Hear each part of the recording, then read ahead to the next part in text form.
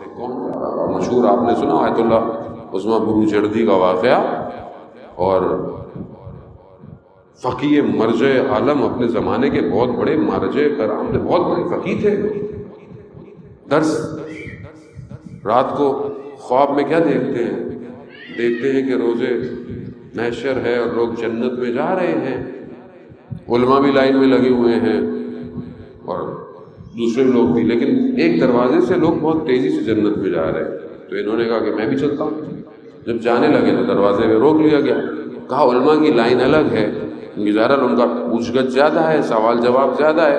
اب اس میں قطعاً آپ ذہن میں علماء ایسے ہوں گے نا، بہرحال علماء کی ذمہ داری ہے ایسا. علماء کا الگ ہے، یہ فتویٰ کیسے دیا، کب دیا، کون سی حدیث سے دیا، پوچھ گچھ ہے. تو کہا یہ کس کی ہے؟ کہا یہ جو امام حسین کا روزہ اور مصائب پڑھتے ہیں یہ ان کی جگہ ہے، یہاں پہ رش نہیں ہے، یہاں صرف جاؤ. آنکھ کھل گئی. دوسرے دن درس میں آئے اور درس کے بعد ایک دم مصائب امام حسین پڑھنا شروع کر دیا. شاگرد تعجب کیے کہ کبھی انہوں نے درس میں ایسا نہیں کیا. پوچھا یہ کیا کیا؟